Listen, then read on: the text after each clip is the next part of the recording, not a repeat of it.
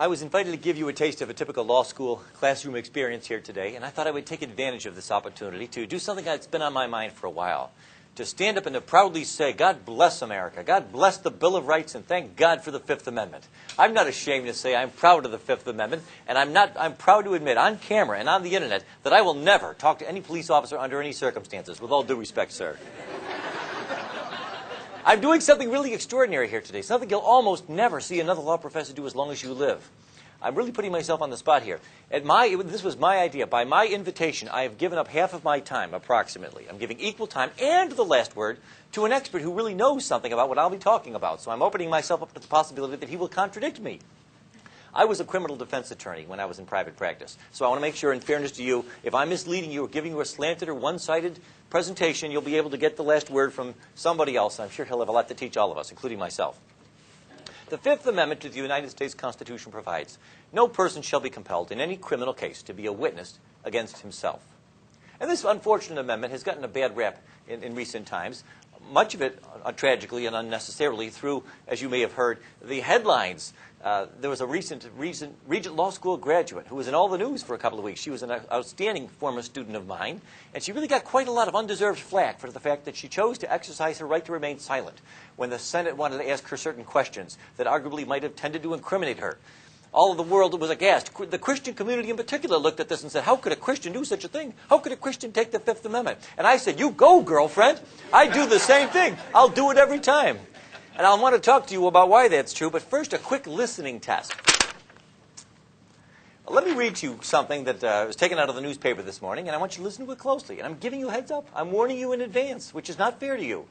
Not fair to me, but I'm giving you a warning that I'll be quizzing you on this in just a few minutes. This will test your aptitude for legal study and legal practice. Listen closely. It won't take long.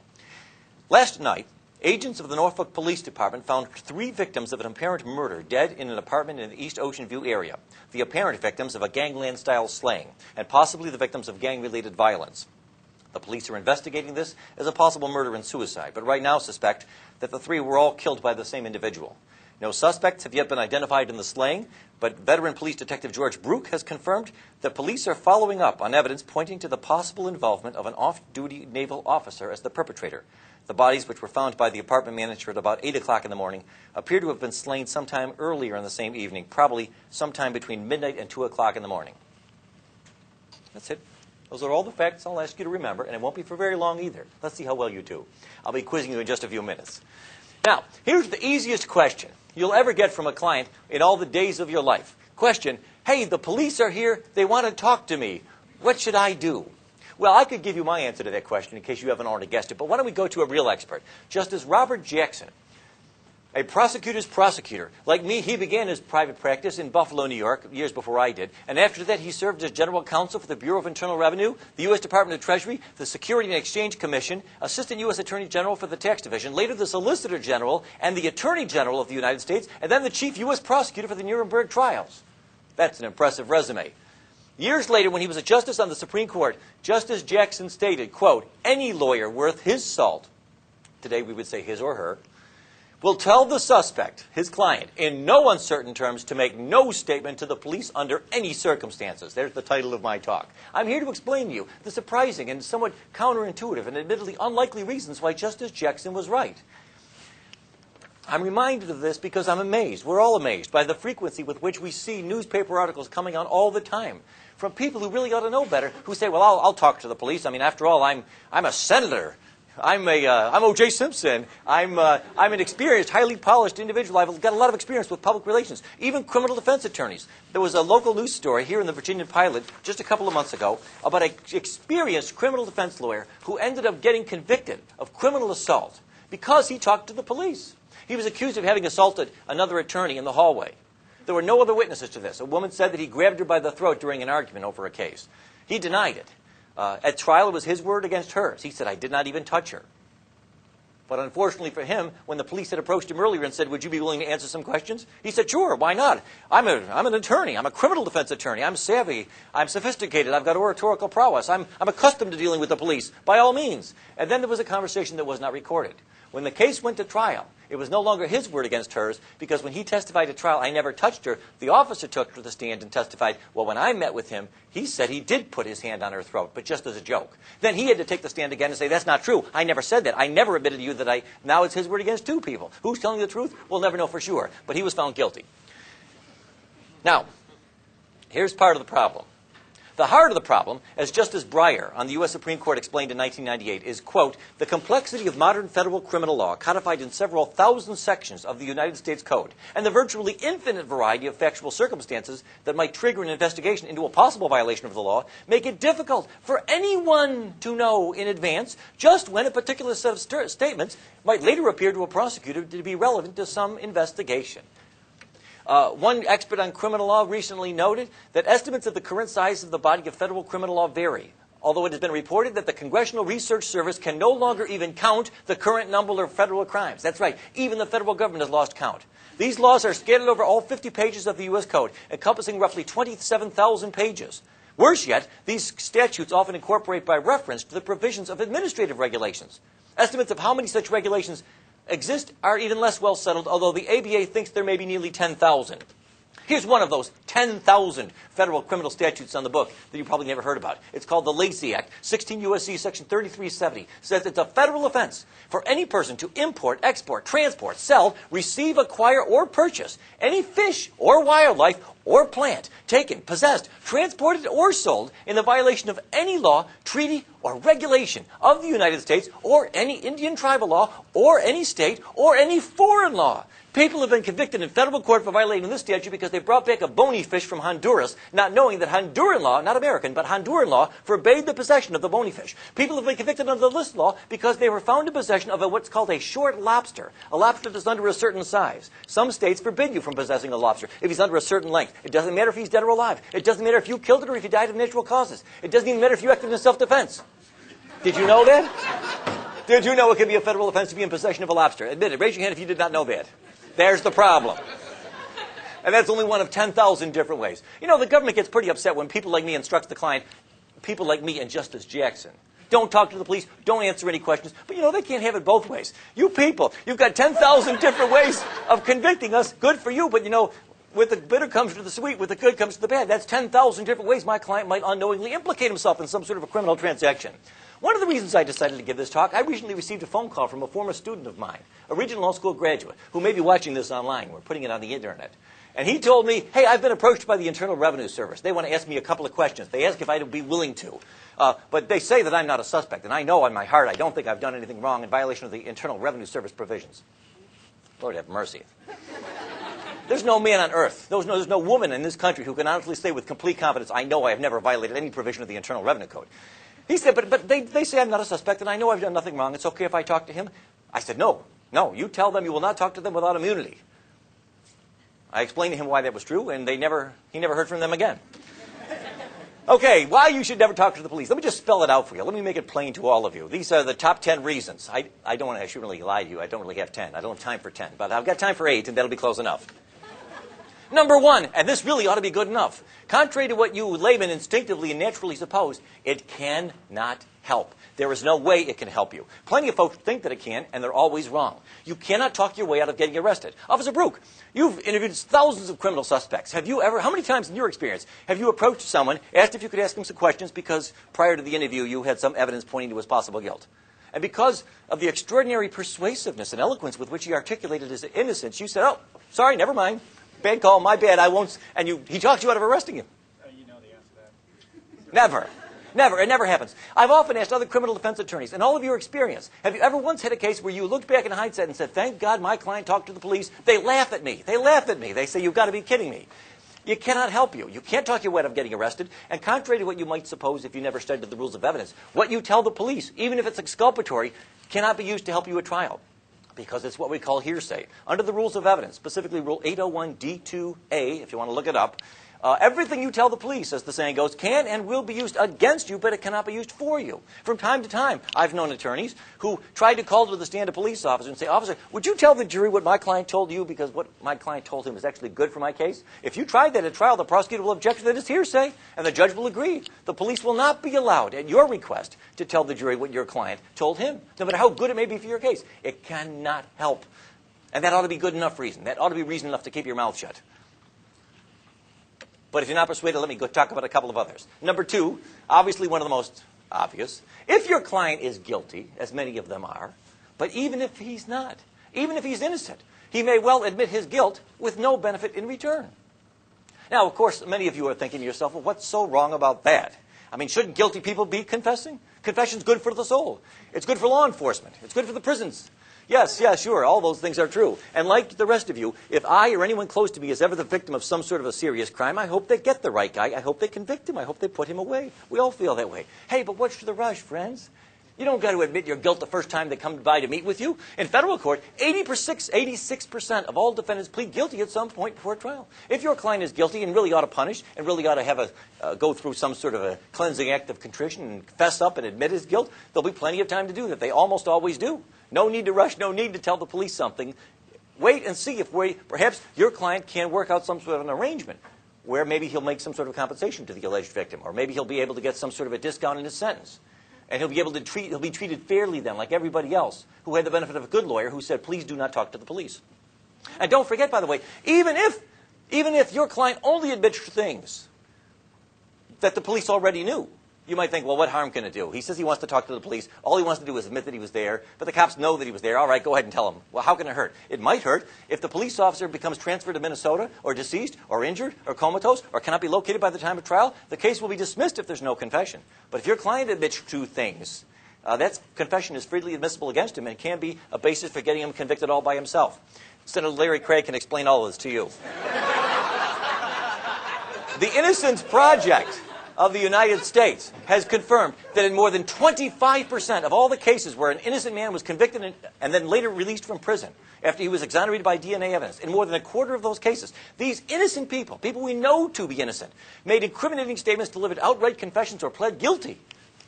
How do they do that? He'll tell us all about it, I trust. Here's a couple of famous examples. You can just ask them. You don't have to take my word for it. There on the left was Eddie Joe Lloyd. He was convicted in 1984 of the murder of a 16-year-old girl in Detroit after he wrote to police with suggestions on how to solve various recent crimes. During several interviews, police fed details of the crime to Mr. Lloyd, who was mentally ill. And they lied to him and convinced this mentally ill man that by confessing, he might help them smoke out the real killer. He later signed a confession. It gave a tape-recorded statement. The jury delivered it less than 1 hour before convicting him on the basis of this confession. There was no other substantial evidence against him. The judge said, I'd hang you if I could, but the death penalty was not available in Michigan at the time. But after almost 2 decades in prison, he was released after DNA evidence proved that this man was innocent and had falsely confessed to a crime that he did not commit. On the right is Earl Washington, who was released from prison just a few years ago here in Virginia after spending 18 years behind bars after being committed of a rape and a murder that we now know he did not commit after having been exonerated by DNA evidence. But this man, Mr. Washington, who was in fact confirmed to be mentally retarded, was able to confess to several crimes at the request of the police, some of which we know he could not have committed. That's the problem. Some of you are thinking to yourself, well, none of this concerns me because I'm not guilty of anything and I never will be and I will never represent people who do. Okay. Let's talk to you people. You innocent folks. Those of you who have never committed a crime and never will, and none of your clients will either. And you wouldn't go out with a girl who did. Fine. You better not talk to the police either. Okay? Because number 3, we'll put the guilty behind us. Forget about them.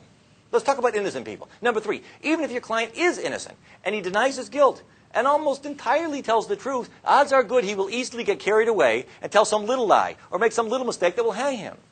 This is human nature. He gets in there. It's a stressful situation. Imagine a perfectly innocent client. The police say he's been guilty of a murder. He's totally innocent as any one of us. So he goes in there and he meets with the police. He says, I don't know what you're talking about. I was nowhere near there. I didn't kill him. I've never killed anybody. I don't have a gun. I've never had a gun. I've never touched a gun in my life. I was nowhere near Virginia Beach that night. That last line was a lie. He went over the top. He was getting carried away. He got into this groove. He started saying all kinds of things, almost all of them true, that he knew would tend to exculpate himself. Then he got carried away and just said one thing that wasn't true, and unfortunately for him, they can prove that it wasn't true. He may be convicted on that basis alone. But let's say, well, that's not a problem. I'll tell my client only to tell the truth. I've met with him. I know he won't lie to the police. He won't make any mistakes. Okay, that's still no guarantee you won't be getting into trouble. Because even if your client is innocent and only tells the truth and doesn't say anything that is false. Now, already, mind you, we're pretty well nigh into fantasy land. The odds of anybody being able to pull this off are really quite slim, no matter how innocent they may be. But just the same, let's pretend. Let's assume he gives the police nothing but the truth, and he is totally innocent. He will always give the police some information that can be used to help convict him. Always. For example, suppose you tell this to the police. Here's what your client tells to the police in his denial of guilt. I don't know what you were talking about. I didn't kill Jones. I don't know who did. I wasn't anywhere near that place. I don't have a gun. I've never owned a gun in my life. I don't even know how to use a gun. Yeah, sure, I never liked the guy, but who did? I wouldn't kill him. I've never hurt anybody in my life, and I would never do such a thing. Let's suppose every word of that is true. 100% of it is true. What will the jury hear at trial? Officer Brooke, was there anything about this, your interrogation, your interview with the suspect that made you concerned that he might be the right one? Yes, there was. He confessed to me that he never liked the guy. And then the prosecutor will put that up in big letters, and he'll say, ladies and gentlemen of the jury, it's pretty clear that we've got the right guy here. We've proven that he was in Virginia Beach that night. That's opportunity. And remember, Officer Brooke admitted that after extended questioning, he was finally able to get the defendant to admit that he never liked the guy. There's your motive. Motive plus opportunity. Wham, bam. Please. But juries eat it up. And innocent people get convicted this way sometimes. How often? Hopefully not too often, but we know what happens. The United States Supreme Court, don't take my word for this. In Ohio versus Reiner, the Supreme Court of the United States said, quote, one of the Fifth Amendment's basic functions is to protect innocent men who otherwise might be ensnared by ambiguous circumstances. Truthful responses of an innocent witness, as well as those of a wrongdoer, may provide the government with incriminating evidence from the speaker's own mouth. See, it's not just some criminal defense attorney telling you this. Even the Supreme Court says I'm right. Under the facts of that case, by the way, in Ohio versus Reiner, a child tragically was died, apparently the result of shaken baby syndrome. The question was who had shaken this baby to death. And one of the possible suspects was a babysitter who had spent some time with the child that week. The babysitter's story was, I don't know what you're talking about. I did not kill the child. I did not see it happen. I don't know who shook the baby. It was never me. I never did anything of any violent nature to the child. The Ohio State Court said, well, you've got no Fifth Amendment privilege. You, by your own admission, told the investigators that you've done nothing wrong, that you were not involved, so obviously your answers can't incriminate you. The United States Supreme Court reversed and said, well, that's not true. Even though this babysitter denies shaking the child, denies seeing the child die, denies knowing how the child died, this babysitter, by her own admission, apparently the government wanted to ask whether the babysitter might have been with the child at some point that week, during the week prior to the death. And that answer, although by itself not sufficient to convict anybody, could help convict her. That means she's got a Fifth Amendment right to refuse to answer to the question the court held, because it could be used to help convict. Ullman versus United States, the Supreme Court said more than 50 years ago, eerily prophetic. They said too many Americans, even those who should be better advised, view this privilege as a shelter for wrongdoers. They too readily assume that those who invoke it are either guilty of crime or commit perjury in claiming the privilege. That's not true, and it never has been. But it gets worse. Can it get worse? It can. Number 5. Even if your client is innocent and only tells you the truth and does not tell the police anything incriminating, which, by the way, is almost impossible to pull this off. I mean, imagine talking to the police for 2, 3, 4 hours, and somebody like him can't somehow manage to extract from you something that can be used to help convict you. That'd be extraordinary. I don't think anybody's pulled it off. But even if you could pull it off, there's still a grave chance that his answers can and will be used to crucify you in a court of law if the police, no offense, don't recall his testimony with 100% accuracy. All right, now this brings us back to that pop quiz I warned you about. I told you earlier, remember, it's only been a few minutes, and you weren't up all night, and you weren't the subject of physical duress. You were in the relaxed setting of a classroom here. You were given heads up, advance notice that you would be quizzed on this. Question. We'll start with a couple of easy ones. Remember that article I read you about that? How many people did the police find shot to death last night at that Ocean View apartment that I told you about? A, 1, B, 2, C, 3, D, 4. Who says A? B. C. Get this. Get that with a camera. Move that camera around. Look how many hands we've got there for C. Okay, D. You're all wrong. Everybody who raised their hand, you are the kind of people who should never talk to the police under any circumstances for as long as you live. Why is C not the right answer, by the way? If you know, raise your hand. Yes? Because you didn't state the cause of death. Excellent. I didn't say anybody was shot. I didn't say gun, bullet, shooting, firearms. Didn't use any of those words. But I don't blame you if you thought that I did.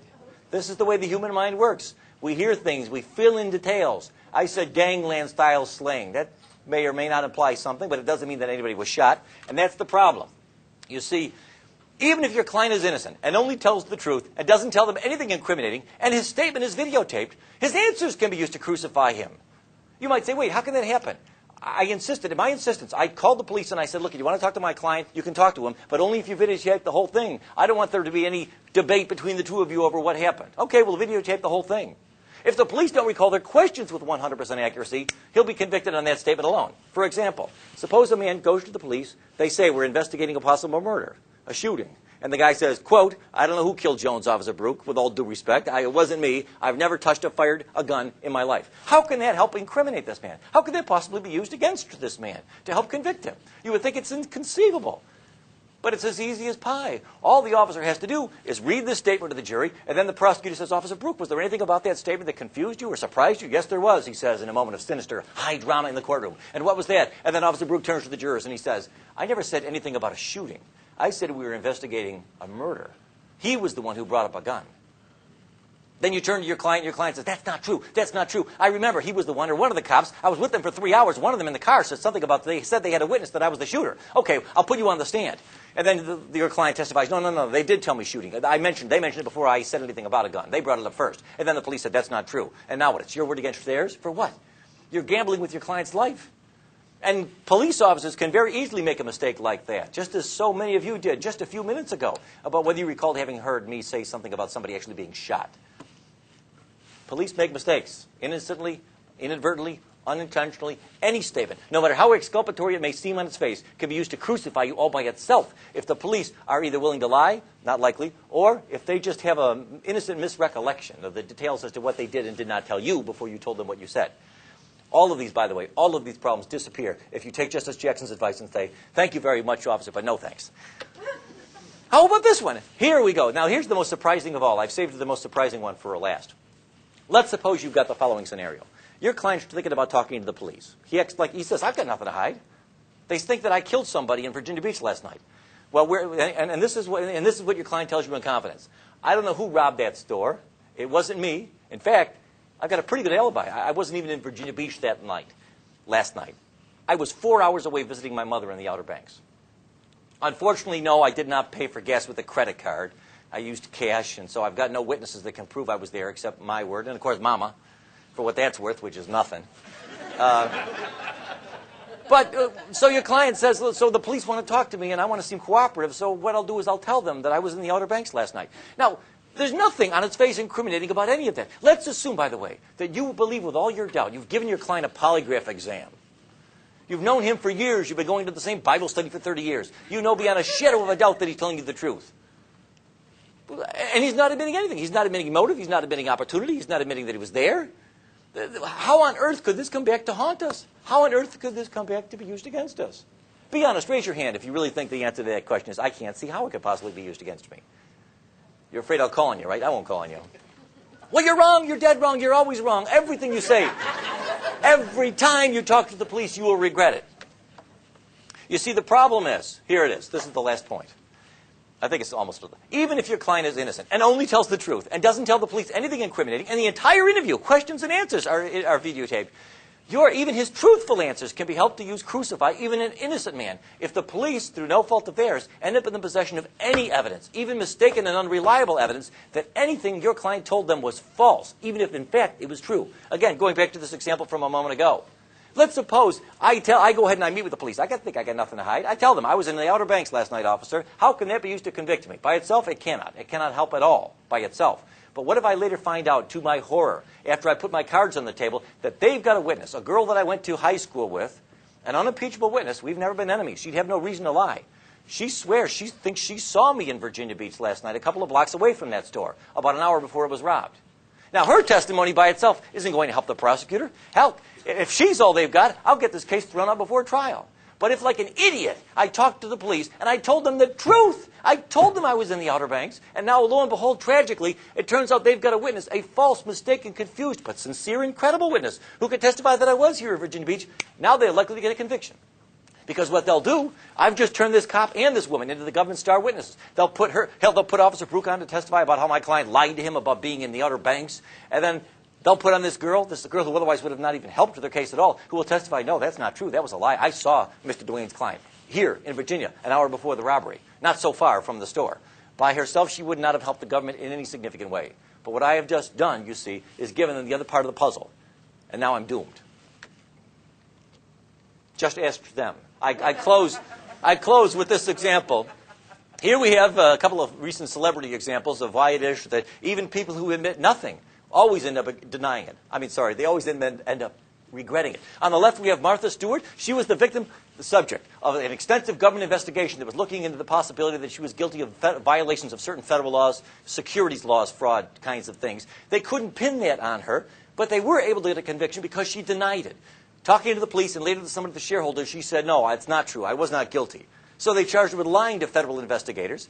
And they got a conviction, and she was sentenced to 5 months in prison. Marion Jones, on the right side, another person who would still be out today if she had always taken the advice that I'm giving you now. She was asked if she had ever used steroids, a controlled substance.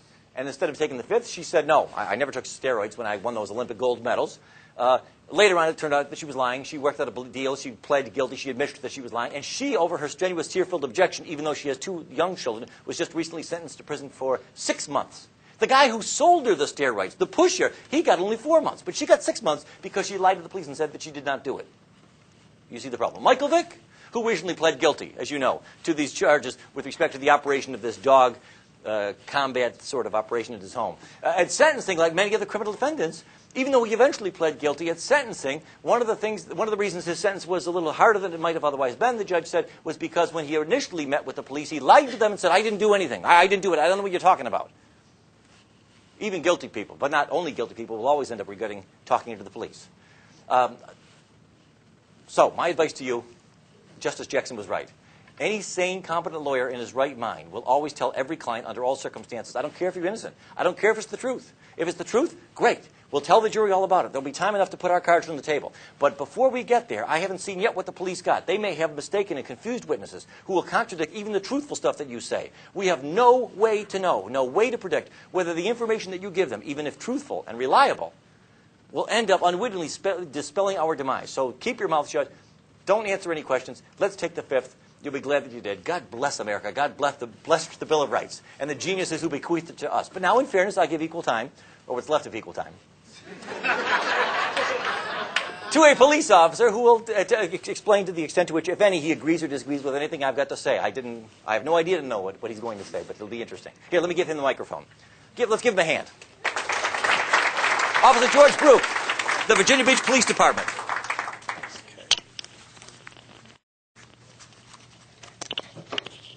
I cannot talk that fast. Not even interviewing. I'm going to take the podium here, Professor. Because I took notes on some of the things you said. And everything he said was true. Okay? And it was right, and it was correct. And I'm just going to give you a few ideas. I'm going to tell you a few examples. But first, I'm going to give you a little information. As was said earlier, I've interviewed thousands of people. I've interviewed people with foreign police departments. When I was in the Navy, I was in law enforcement, and I was a criminal investigator. Thank God we're in the United States, because most interviews in Italy, Spain, and so forth start out physically. Okay? There's no police abuse over there. They can do pretty much what they want. Anytime they want, anyhow they want. So just be aware of that and be thankful for where you're at. Biggest question I was asked when I am a 3L. And there's some of my classmates in here. Best day is coming up, May 10th, when we get to leave. So those of you that are applying, and I told a couple of people this, you think it's hard getting into law school? Try getting out. Okay? A couple of things I was asked. How do I quit from getting speeding tickets? Very easy question. Quit speeding. Okay? But something Professor Duane brought up. Are any of you guilty of anything? How many of you drove here today? Anybody go above 55 on the interstate? Anybody drive at home and go above 55 on the interstate? Because if you stay... I told you, don't I know. I remember, but I was doing it anyway. I did it intentionally. And there you go. And people are inherently honest, and that's their biggest downfall. Okay, they really are. Or they want to tell their story. And if you drive 55 on the interstate where it's 55, the only thing you're going to do is meet the person behind you because they're going to rear end you and you're going to get run over. Okay, so that's a fact. But everybody does something that they can get in trouble for. I can follow as a police officer when I was in uniform. I could follow a car however long I needed to, and eventually they're going to do something illegal, and I can pull them over, and justifiably illegal to pull them over with. So just be aware of that. Don't think you're so innocent in such a thing. When you get stopped for a traffic ticket, everyone likes to be somewhat honest. And what's the first thing the police officer asks you? Do you know how fast you're going? If the speed limit's 35, you'll say, oh, 38, 40, because you want to be kind of honest even though you're doing 50. You just said 38, 40. You just admitted to breaking the law. You just confessed. So they can go to court with that, with a confession that you were exceeding the speed limit. Okay, so you need to think about those things, and when you do become defense attorneys, which I may, who knows, you need to think about those things for your clients. The other thing you need to think about your clients, and this is going to seem very terse, people are stupid. Your clients are stupid. And I've had defense attorneys come up to me.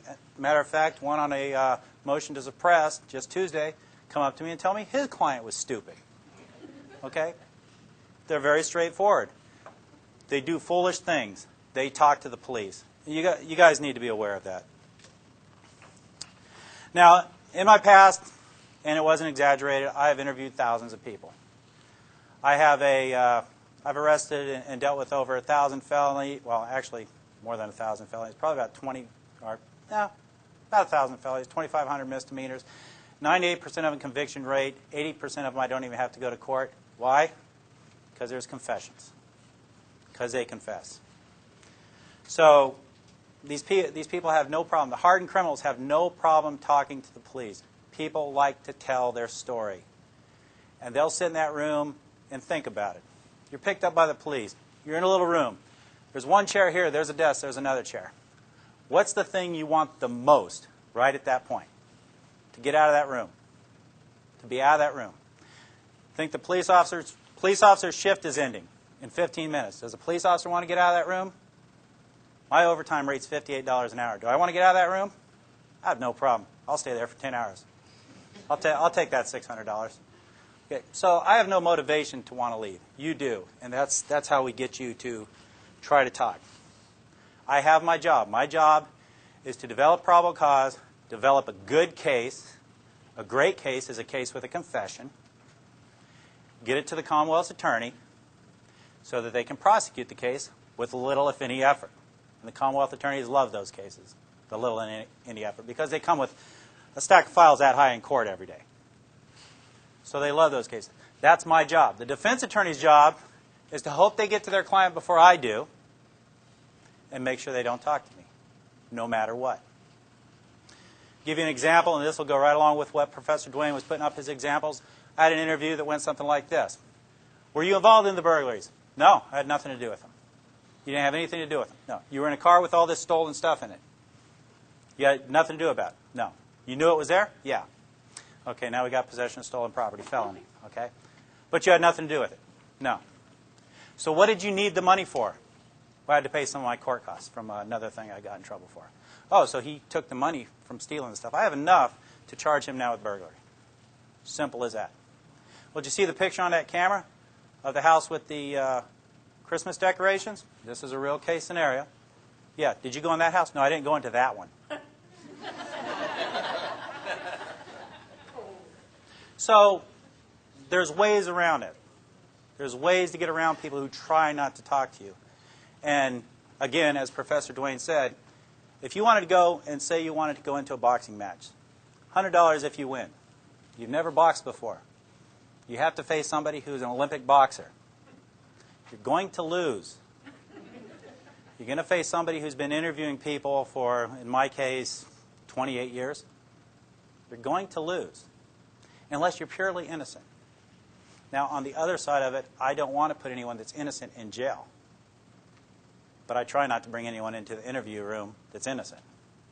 And there are a couple that I have let walk away because they were innocent. Okay, the interviews. How do we approach the interviews? There's a number of ways to approach interviews. There's a number of types of people that I deal with. First thing I do, anyone know what they get told first when they're in an interview? Miranda. Miranda warning. Okay, it's not a right. You don't have a right to Miranda. Those rights have always been there. It's called the Constitution. You're just teaching, you're doing a real quick class on the Constitution for these people. Usually they don't listen to it. And this is the way I give my Miranda warning. Look, I have to tell you this. Just pay attention. Okay, they're usually sitting back or they're very attentive. You have the right to remain silent. Do you understand that? Yes. Anything you say may be used against you in a court. I don't have to say it will be. I say it may be. Okay, and they get that. You have a right to an attorney, and if you can't afford one, one may be appointed to represent you. Got that. You can decide not to quit talking to me at any time and exercise these rights. Do you understand that? Sure. Now, before I do the primary thing that's needed with those rights, and that's to get a waiver, I say, now, before you say anything, let me tell you what I know. And over all the time I've had to put together what this individual was supposedly involved in, and I only say supposedly because Professor Dwayne's sitting over there, that this individual was involved in, I will tell the story that I've put together, and it'll be pretty close to what happened. And I can see that it's pretty close to what happened because that individual starts slumping down in their chair. They'll put their hand to their face, doing this in their mind, oh my God, I'm going to jail forever. Okay? And I can see it. And I said, now that you know what I know, do you want to talk to me? And why do I do that? Because if I didn't do that, is if I said, do you want to talk to me, they'll say no.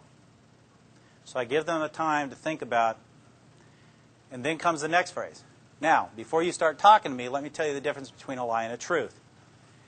If you lie to me, and I get before the judge, and I tell the judge that you were dishonest with me, that's just not going to make him happy. But if I get before the judge and tell him you're honest, straightforward, willing to take responsibility for your actions, that is going to help you. That's not a lie, though. That is true. In Virginia Beach courts, it will help them. You know, they may not get 5 years, they may get 3 years. They're still going to prison, or they're still going to have a felony, but it will help them. And then I have to determine what kind of person I have. And there's two types. There's the one, like I mentioned to you earlier, where I have to talk to them about different things, get into their own skin, as the word is, and try and get them to talk to me and discuss things. I had a sexual assault case. I had to talk to the guy how hot the woman was, and I understand where he was coming from. And when I said that, we were buds. And he started talking to me. And he's still sitting in prison. Okay? So you've got to get in there and you've got to go place. The other side is, I can't try and act like that individual acts. Okay? I can't try and act like what we call lovingly a hood rat. I can't try and act and talk like him. Because I'm an older white guy. We don't talk like that, and that would be an insult. And you can't insult people. It doesn't matter who they are. It doesn't matter where they grew up. It doesn't matter where they're from. You can't insult people like that. You have to be yourself. So you have to get into their mindset and the way they're thinking and have a discussion with them. The other type of person is the one that likes to tell a story. This young man, great man. I love him to death. He didn't go to jail because I went to bat for him, because I felt sorry for him. He was a newlywed. He was having money problems. Former Marine. I said, tell me what happened. And he told me this beautiful story about what happened. What he had done is he had sold a piece of equipment that his ex-employer had that he had stolen. He told me the beautiful story of what happened about him finding it on the side of the road and all that kind of stuff. And I didn't even question about him. After he finished his whole story, very unplausible but very beautiful story, I sat there and listened to it for 15 minutes. I looked at him and I said, you stole the stuff from your boss, didn't you? Yes, sir, I did. I had nothing. I really had nothing except the fact that he had sold it. So there's those types of people. And then the third type, the one who tries to be the hood, who tries to be the criminal, who cries like a baby when they walk into jail, but when they're on the street, they're as tough as rocks. You go in there with your paperwork, you sit down, and you just start doing paperwork. And usually I have a videotape sitting on top of it, just for measure, so they think I have a videotape. And you just sit there. Don't tell them Miranda. Just sit there and wait for them to start talking. Because they will. They want to talk. People want to communicate. They hate silence. That's why when people speak, you hear, when they're talking because they need to fill that void with something. People hate silence. So that's the other one. A couple tricks of the trade, and I'll share this with you for when you may go in an interview room. If you're going to be attorneys, it could happen. Videotapes are wonderful things. I use a tape recorder. How many of you think if you saw a tape recorder, that would make you not want to talk? Yeah. They talk, and this is how I do it. I bring the tape recorder and say, look, I'm going to use this recorder because my writing's terrible. I can't read it if I write it down, so I'm going to use this. Is that all right with you? Don't have to ask them that. Is that all right? Yeah, no problem. So I turn it on. And they watch the tape recorder. And if I have a problem with the interview, I'll say, I want to talk to you for a second, just off the record. Everyone here off the record? It's like a unicorn. No such thing. I pick up the tape recorder. If I borrow this, I pick up the tape recorder and I go click and turn it off and set it right in front of them. And they look at the tape to make sure it's not turning.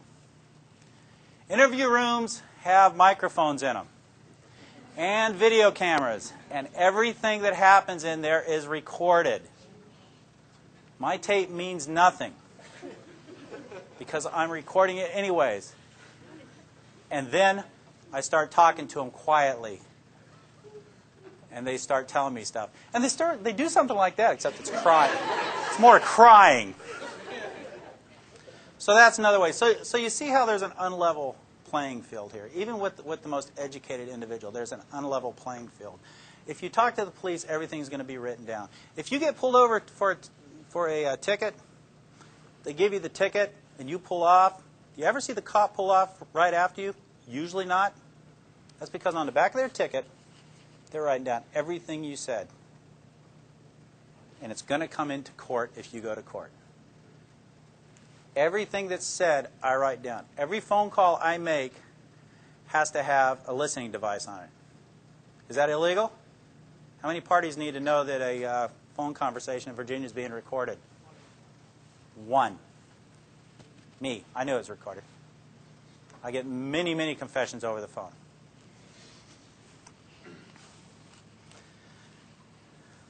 Okay, back to the people. Yes, they're stupid.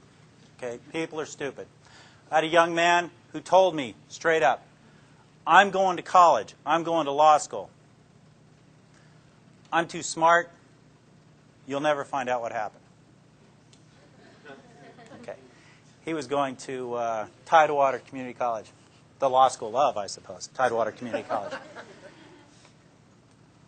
He was the partner to the one who I told you the interview about just a little while ago where I would ask him what he needed the money for. He was his partner. And he was very smart.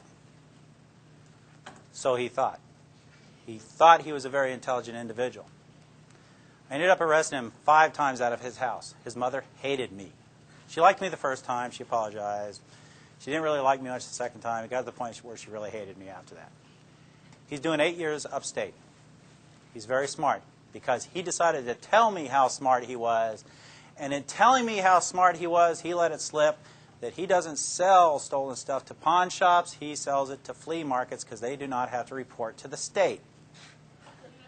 I know how to drive to a flea market just as good as anyone else and go look for stuff that I'm looking for. So he was trying to impress me with his ability to be smarter than I was, and he confessed. So people are inherently stupid, especially criminals.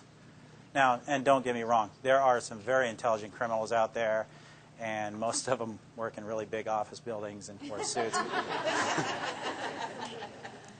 Yep, she went to jail. Is she hurting? No. But there are some very intelligent street criminals out there as well that get other people to do their bidding and so forth and so on, and people are afraid to turn on them. But there are some very foolish people. Just a couple other things.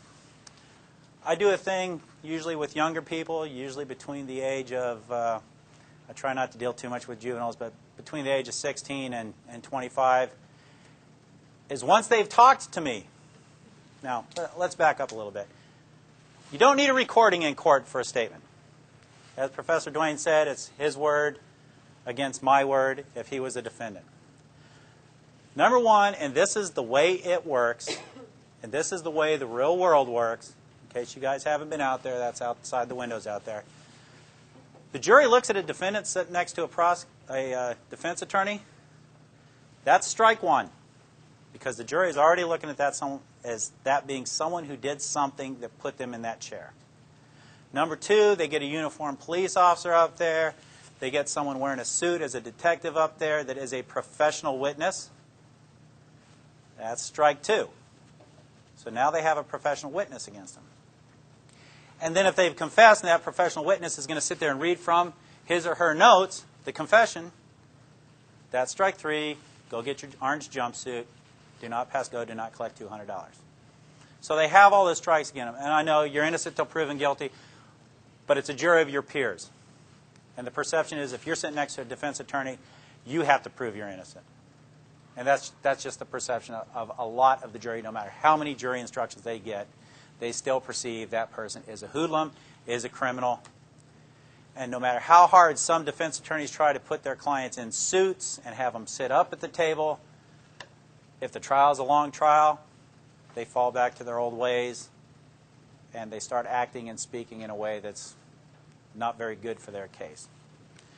So saying that, you don't have to have a recording. My suppression hearing, a statement was trying to be suppressed because when I record a confession or an interview, because we don't do interrogations, the police. We do not do interrogations.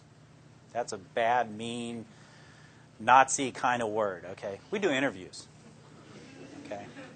And you'd be amazed how much difference it makes when you use that one word versus interrogation.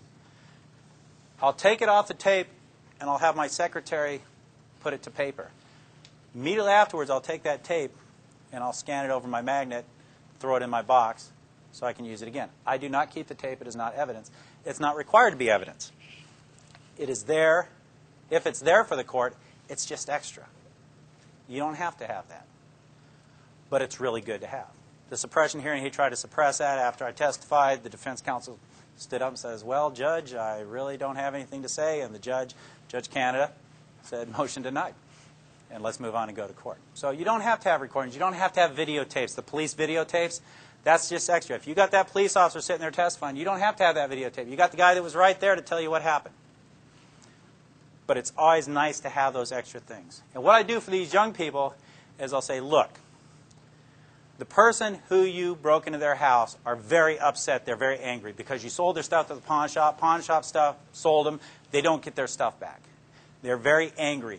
They want you to go to prison. Okay? They may be very angry. They want you to go to prison. They may want to. To lessen that, that's the start of what's commonly known as a lie, because we are allowed to lie in interviews. To lessen that, you might want to make them happy. And the reason that's a lie is because when it is a felony in the Commonwealth of Virginia, the victim has nothing to do with the prosecution or how long the people go to prison or any of that kind of stuff. We're prosecuting them, not the victim. But to lessen that, what I'd like you to do is write an apology letter to the person whose house you broke into. Just write it out. Well, how do I write it? In your own words. Just write, I'm sorry for what I did. Then say that, when I broke into your house the other night, whatever. They write it out. They sign it. I sign it as a witness. I put the date and the time that it was written. I give it to the Commonwealth's attorney. It's entered as evidence as a written confession in the person's own handwriting. I don't type it up again and have them sign it. In their handwriting, a written confession. Is that person going to get convicted? I have never seen them not get convicted on that. On an apology letter. So, in support of Professor Duane, everything he says is right. That's what I do. Now, to take away the support, I don't try and send innocent people to jail. That's it. That's all I have. Any questions or anything like that? Sir?